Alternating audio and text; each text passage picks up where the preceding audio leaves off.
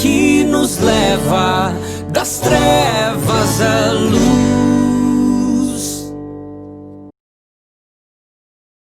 Paz do Senhor, irmãos. Glória a Deus, aqui estamos outra vez para trazer uma palavra doutrinária, uma palavra de edificação, de fortalecimento espiritual. É bom poder me dirigir a vocês nessa noite. É bom estar na presença de Deus, podendo assim adorá-lo. Nesta noite o nosso tema é antropológico. Ou seja, vamos falar do homem, não é?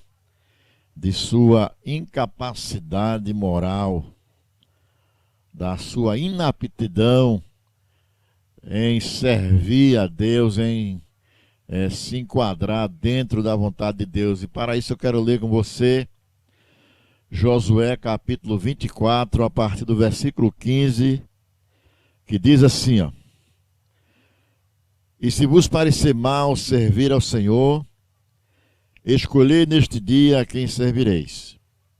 Se aos deuses que os vossos pais serviram, os quais estavam do outro lado do rio, ou aos deuses dos amorreus, em cuja terra habitais, porém quanto a mim e a minha casa, nós serviremos ao Senhor.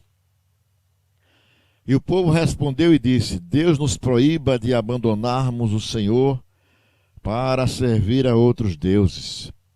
Pois o Senhor nosso Deus é quem trouxe a nós e a nossos pais da terra do Egito, da casa do cativeiro, e a quem fez aqueles grandes sinais à nossa vista e nos preservou em todo o caminho pelo qual andamos e no meio de todos os povos pelos quais passamos. E o Senhor expulsou de diante de nós todos os povos, até mesmo os amorreus que habitavam na terra. Por isso também serviremos ao Senhor, pois Ele é o nosso Deus. E Josué disse ao povo: Vós não podeis servir ao Senhor, posto que é um Deus santo. Ele é um Deus ciumento. Ele não perdoará as vossas transgressões, tampouco os vossos pecados. Que Deus aplique essa palavra no seu coração. Vamos orar? Pai querido, obrigado, porque o Senhor nos dá a oportunidade e a honra de estarmos em Tua presença, de podermos adorar ao Senhor em espírito e em verdade, de parar um pouco para te prestar culto e receber assim a Tua palavra. Por Tua graça, Senhor, fale a cada coração, edifique cada ouvinte, e a este que ora falar contigo, que sejamos apenas a voz, o instrumento, para que o Senhor utilize conforme a sua vontade, e para a sua glória, é o que eu lhe oro em nome de Jesus. Muito bem, irmãos, o texto que nós lemos é um texto bastante conhecido.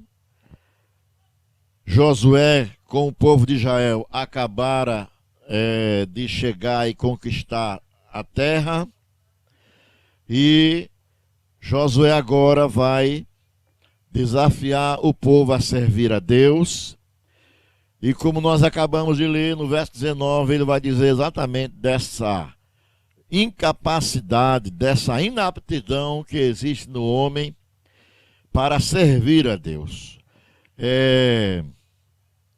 A razão dessa afirmação de Josué, da incapacidade de Israel, ela não é uma particularidade do povo de Israel. Ela é extensiva a todos os homens. E Josué, obviamente, estava vivendo um momento em que o Espírito de Deus estava sobre ele, de modo que o Espírito de Deus, ou o Espírito Santo, como nós costumamos chamar, ele traz a Josué, assim como traz a nós hoje, porque ele é o mesmo, essa deficiência que existe no caráter humano, na natureza humana, na questão de servir a Deus. Não tem como o homem servir a Deus porque é uma vontade do homem, não é? É algo que a gente precisa entender. O homem até pode querer servir, ter vontade, como a gente viu aqui, as expressões do povo, reconhecendo o que Deus havia feito. Porém, Josué tinha consciência de que o homem, por si só, ele é incapaz de viver esta verdade. E aí, por que Josué podia afirmar isso e nós podemos afirmar? Bom, todos nós já sabemos, já aprendemos na igreja, que no Antigo Testamento, o Espírito Santo, ele vinha apenas sobre a pessoa que Deus escolhia para liderar o seu povo, para o ungido, que no caso, naquela ocasião, o Espírito Santo estava sobre Josué. Sabemos também, já aprendemos, que o Espírito Santo, ele não fazia morada no ungido. Ele vinha, usava para uma tarefa e a posteriori ele então saía. Não é? Então o Espírito de Deus, ele atuava no ungido, na pessoa que Deus escolhia para servir e conduzir o seu povo. De modo que Josué, cheio do Espírito Santo, sabia que o povo de Israel teria dificuldade. Não é? E Josué então afirma que o povo seria incapaz, né, de servir a Deus como ele estava desafiando o povo a tal. Não é? E é óbvio que essa é uma incapacidade, como eu disse, que se estende a toda a humanidade. O homem natural, ele tem uma grande dificuldade de servir a Deus. Naquela ocasião, o povo até afirmou a disposição de servir a Deus. Mas, como eu disse há pouco, Josué conhecia muito bem, ou podemos afirmar que ele tinha em si, pela presença do Espírito Santo nele, ele tinha o conceito teológico, como nós podemos fazer essa leitura hoje, na sua experiência, de que eles iriam ter essa dificuldade pela ausência da pessoa bendita do Espírito Santo. Isso é tão provável, como eu já tenho falado várias vezes na igreja, que Deus, ele tem em seu projeto original exatamente encher o homem do seu espírito para que assim o homem pudesse ser capaz de servi-lo. A promessa está lá em Ezequiel, no capítulo 36, versos 26 e 27. E, obviamente, também é falado no livro de Joel, que nos últimos tempos, capítulo 2 de Joel, o Espírito Santo seria derramado sobre toda a carne. Não é? Então Josué lembra aqueles homens, ao povo de Israel, que eles estavam empreendendo em algo que não podia executar. Eles estavam se dispondo a fazer algo que eles não tinham potencial para fazê-lo. E aí eu quero trazer essa verdade para os nossos dias. Hoje não é diferente. Às vezes as pessoas se dispõem a servir a Deus, se dispõem a uma empreitada no processo de servir a Deus, mas sem êxito, sem satisfazê-lo plenamente. Uma das grandes experiências que a Bíblia fala no Novo Testamento está, mais uma vez vou citar, o caso de Ananias e Safira, né? Que morrem, tem aqui todo aquele episódio, revelando assim que o homem não tinha condições de servir a Deus à sua maneira ou de maneira natural. E ele vai sempre cometer alguma falha, algum erro. O texto tem apreço, né? Era a questão de que provou, melhor dizendo, a história mais adiante vai provar a veracidade dessa afirmação de Josué, dessa dificuldade que o povo teria.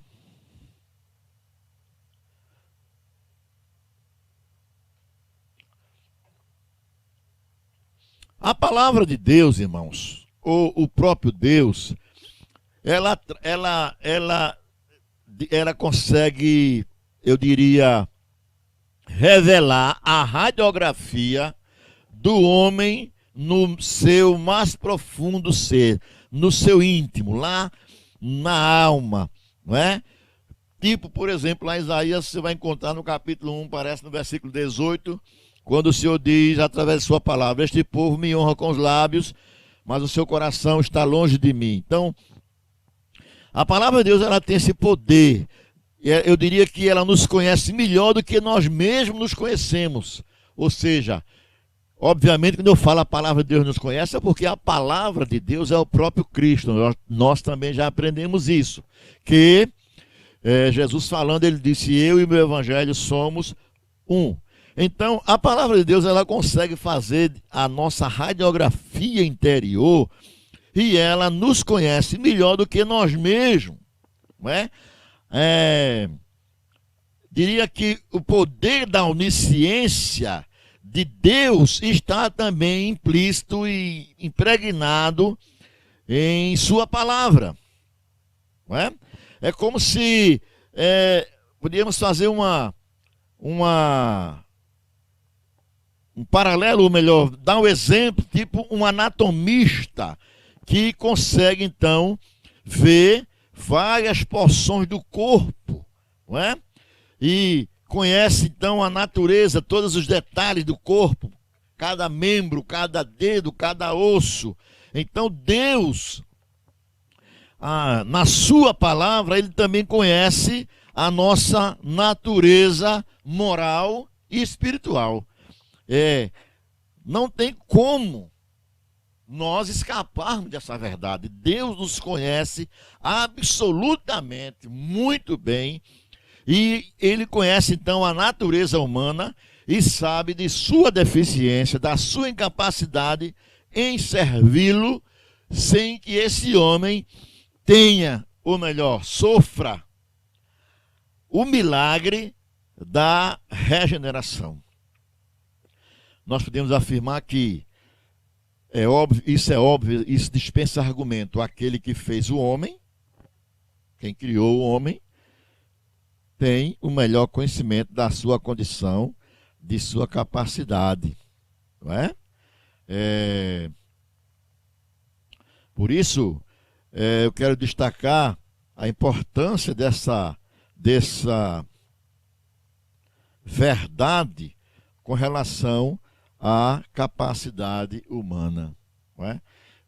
O nosso propósito com essa palavra é exatamente fazer com que você entenda, você que talvez não seja cristão ainda, não tenha sido regenerado, tem caminhado à igreja, você que nesse período de pandemia tem se despertado e tem sido assim, se deixado atrair para ir à igreja ou para parar para ouvir uma palavra. É importante que você que caminha para a igreja, que está caminhando na igreja, então consiga detectar em você mesmo se você sofreu o milagre da regeneração, se você já foi capacitado pelo próprio Deus para servi-lo. Essa é a ideia. Nós só conseguimos servir a Deus se formos capacitados por Ele.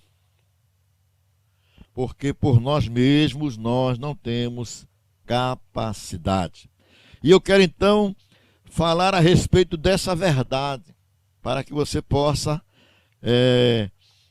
se porventura você começa a ter algum tipo de dúvida, e como eu disse há pouco, está interessado por Deus, interessado em caminhar para a igreja e servir a Deus, você possa a partir desta noite clamar a Deus para que Ele possa operar na sua vida, regenerando você, enviando sobre você o Espírito Santo, tornando você assim capaz de servi-lo, porque se existe um caminho que nós devemos trilhar em absoluto, é o caminho do serviço a Deus. Então, eu quero citar então para você 3 pontos importantes a respeito dessa verdade. Que verdade? A verdade, eu diria, essa sim é uma verdade absoluta. O homem não regenerado não consegue, não pode, não consegue e não tem poder de servir a Deus. E isso não é uma incapacidade física, mas sim uma incapacidade moral e espiritual. É algo que está na sua natureza, é algo que vem nele, na sua constituição humana. Não está na sua constituição física, mas está na sua natureza caída.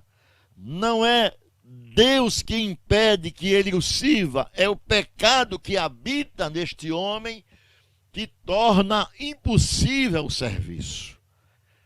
É isso que eu queria dizer a você de imediato. A verdade absoluta é: o homem não regenerado não pode servir a Deus. Não porque ele tem dificuldade física, não, mas ele tem dificuldade espiritual, ele tem dificuldade moral. Por não estar, a deficiência não está na sua constituição física, mas está na sua natureza caída. A deficiência não está em que Deus queira rejeitá-lo. Não, também não é isso. Mas a questão é que o homem no pecado, ele está separado de Deus. Lá em Isaías capítulo 59, você vai ler o texto bíblico que vai dizer: eis que a mão do Senhor não está encolhida para que não possa salvar, não é? E os seus ouvidos não estão agravados que não possa ouvir, mas os vossos pecados fazem divisão entre vós e o vosso Deus, não é? Então, é preciso que o homem, então, seja transformado. Só quem ganha, adquire a natureza de Deus, tem condições de servir a Deus. Por isso Paulo vai dizer lá em Coríntios 5,17, 2 Coríntios 5,17, assim que se alguém está em Cristo, nova criatura é. Nós podemos dizer que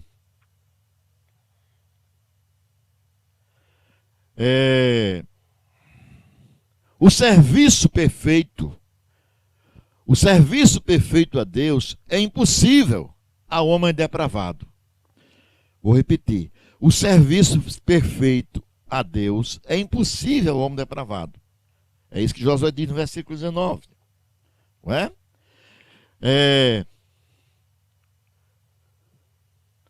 O melhor que os homens poderiam prestar como não regenerado, careceria de coração, careceria de algo que vem de dentro, da alma. Coração aqui é algo intrínseco. Alguns textos bíblicos chamam até de entranhas. O melhor que qualquer homem poderia prestar a Deus teria que sair das entranhas, sendo, portanto, que as entranhas deste homem está contaminada, não é? Caída, então isso se torna inaceitável. E aí eu vou ler um texto que Isaías fala no capítulo 1, no versículo 15, para você entender o que eu quero dizer com essa afirmação. Isaías 1, verso 15. Olha o que diz o texto de Isaías. Ele diz assim, ó. É o verso 15, deixa eu ver se eu notei certo. Ele diz assim: e quando estenderdes as vossas mãos, e quando estenderdes as vossas mãos, eu esconderei meus olhos de vós. Sim, quando vós fizerdes muitas orações, eu não ouvirei. As vossas mãos estão cheias de sangue. Lavai-vos, purificai-vos, retirai a maldade dos vossos atos diante dos meus olhos.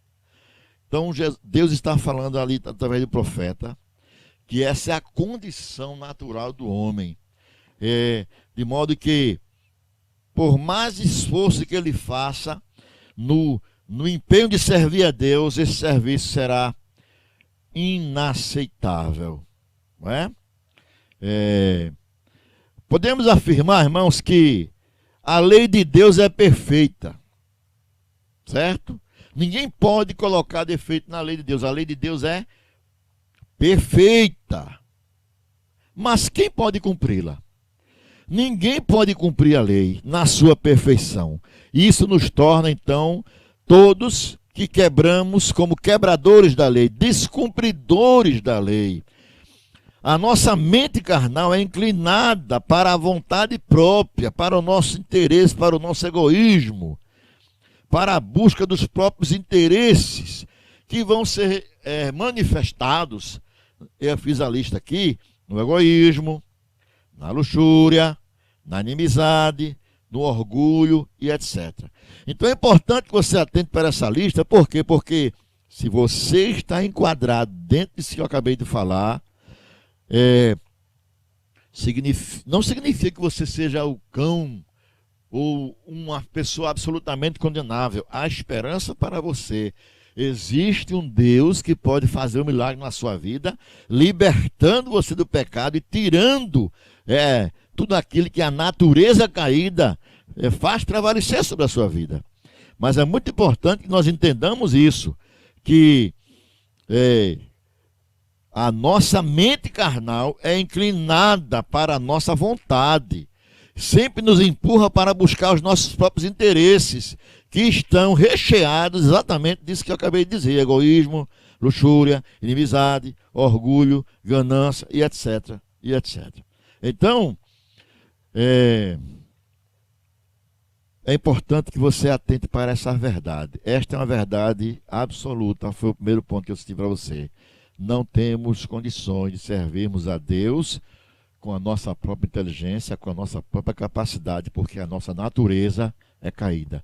Isso se chama a condição humana. Alguns teólogos chamam de depravação total. Somos incapazes. O segundo ponto, a segunda verdade, é a verdade que eu diria, a verdade que traz para nós o propósito, ou uma verdade com propósito. O que é que eu quero dizer? Que mesmo diante dessa situação que acabei de enumerar no primeiro ponto, nós não devemos desanimar, não devemos desistir. Não, essa não é a ideia. A ideia não é desencorajar você de seguir um curso no serviço a Deus, mas a ideia é desencorajá-lo. Olha o que eu vou dizer, a ideia não é desencorajar você no curso de servir a Deus.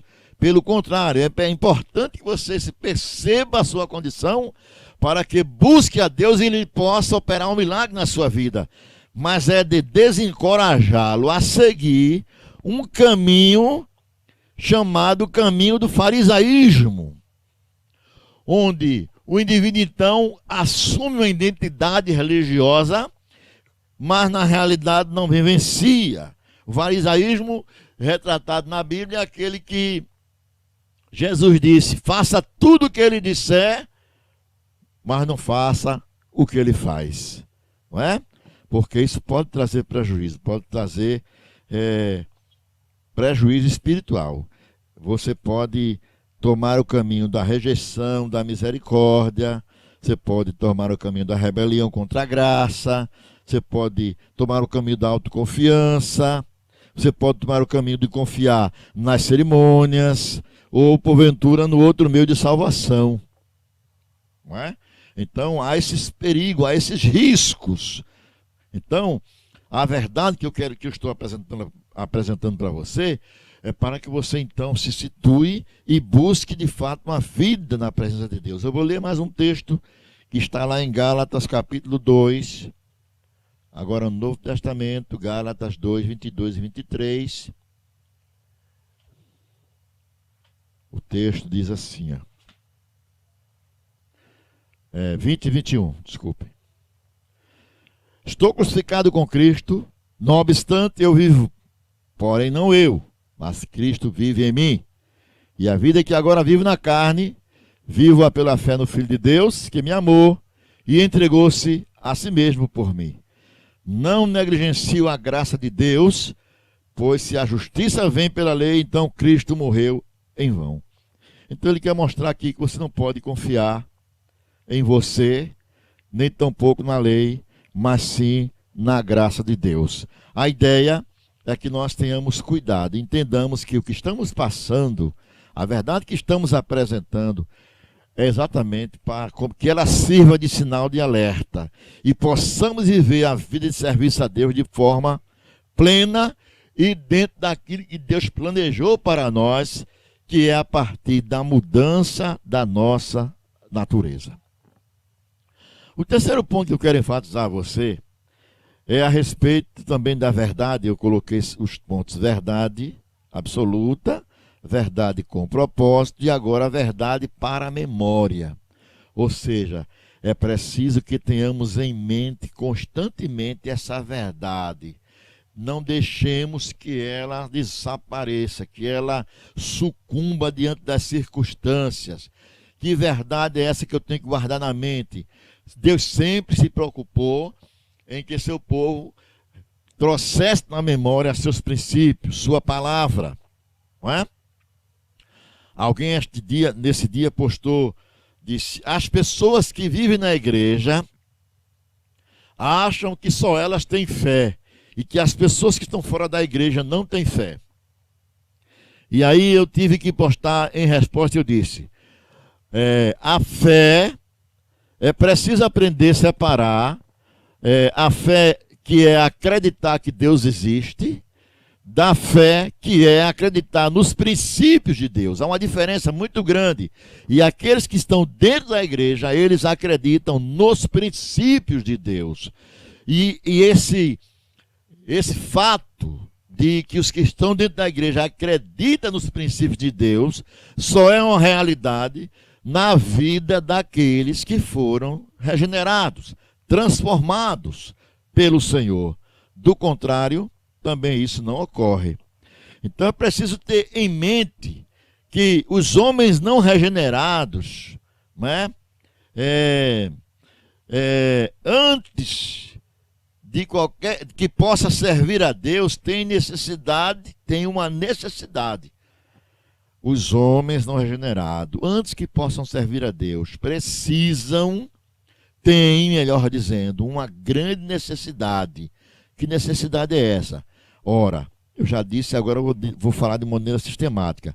Os homens não regenerados, antes que possa servir a Deus, precisam, em primeiro lugar, receber uma nova natureza. Está lá em Ezequiel capítulo 36, versículo 27. Tirarei de dentro de nossa carne o coração de pedra e colocarei o coração de carne.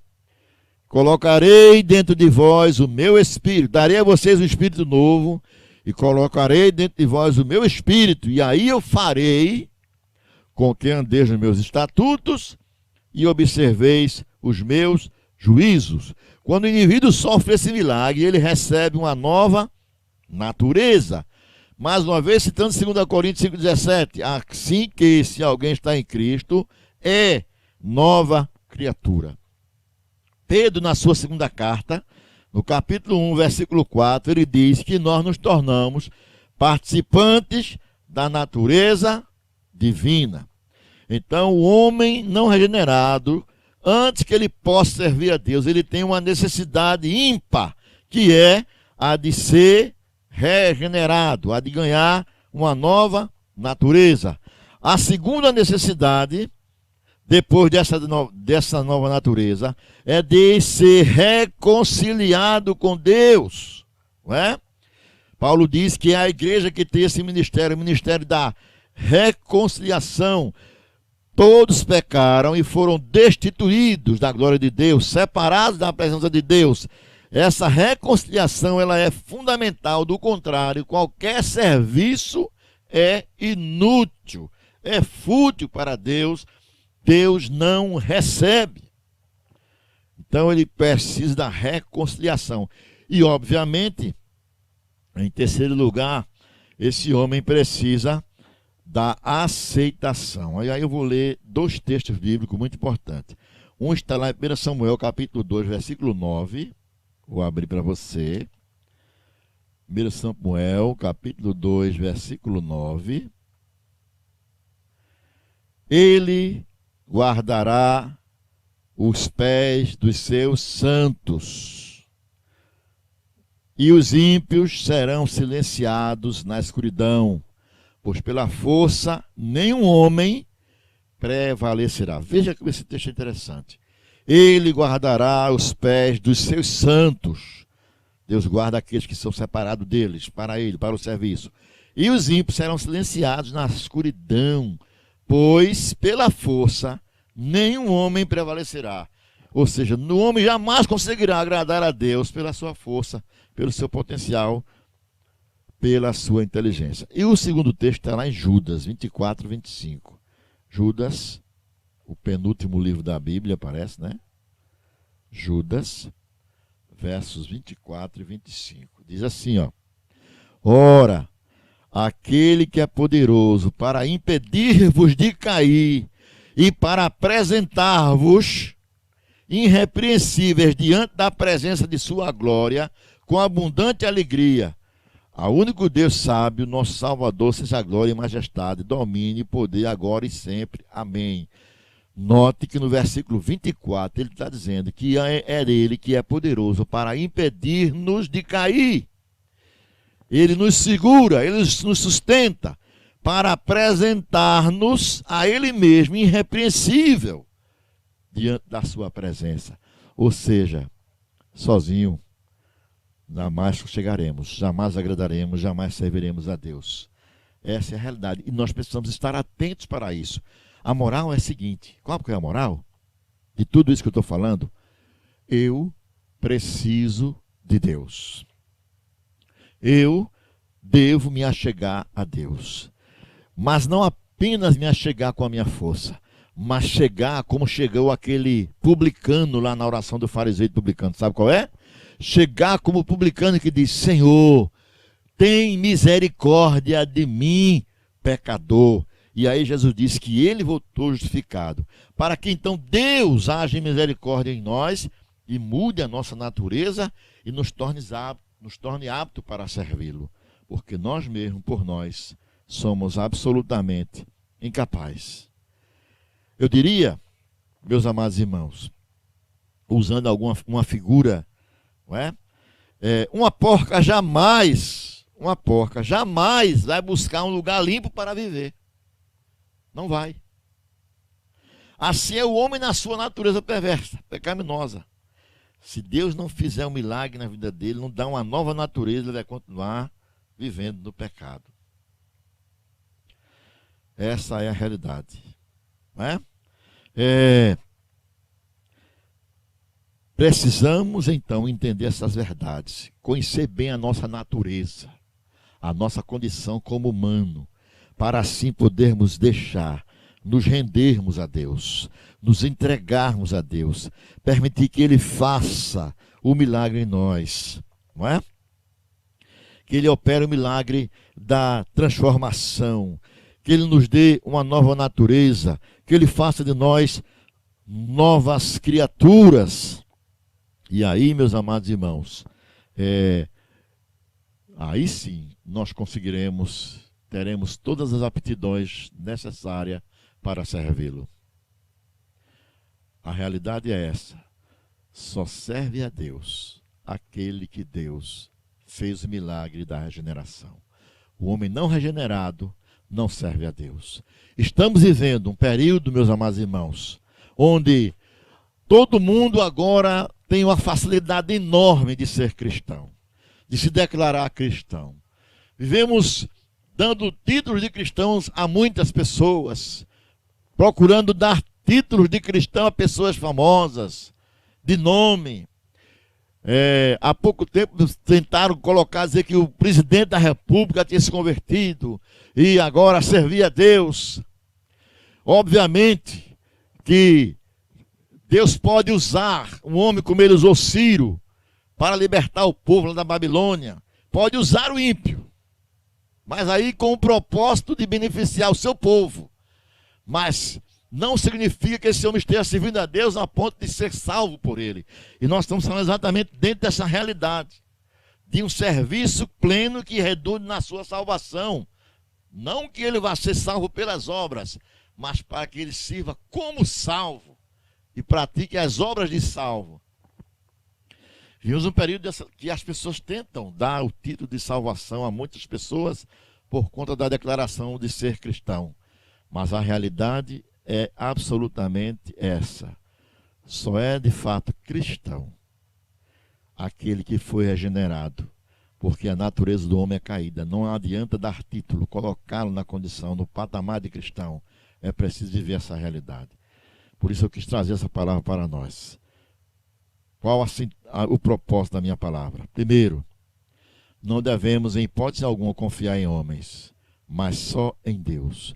Não devemos em hipótese alguma confiar em nós mesmos, na nossa condição, na nossa inteligência, na nossa aptidão, no nosso potencial. Eu sou super-homem, eu resisto à tentação, eu resisto ao pecado. Não brinque com isso. Entenda que se você serve a Deus é porque Ele fez um milagre na sua vida. Então mantenha-se firme nas mãos de Deus, na dependência de Deus, para que assim você possa continuar firme em servi-lo e honrar o seu nome, para que em tudo na sua vida seja o nome do Senhor glorificado. E você, claro, obviamente, abençoado.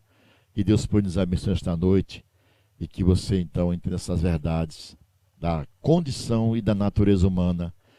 Somos dependentes de Cristo, de Deus. Sem Ele não somos nada. Amém? Obrigado, Senhor, por mais essa noite na Tua presença. Obrigado pela Tua palavra. Estamos mais do que conscientes da nossa incapacidade. Estamos mais do que conscientes que precisamos do Teu auxílio, do Teu cuidado, da Tua proteção e, principalmente, da ação do Teu Espírito Santo sobre nós, para fazermos Ele andarmos na Tua presença e Te servirmos conforme a Tua vontade.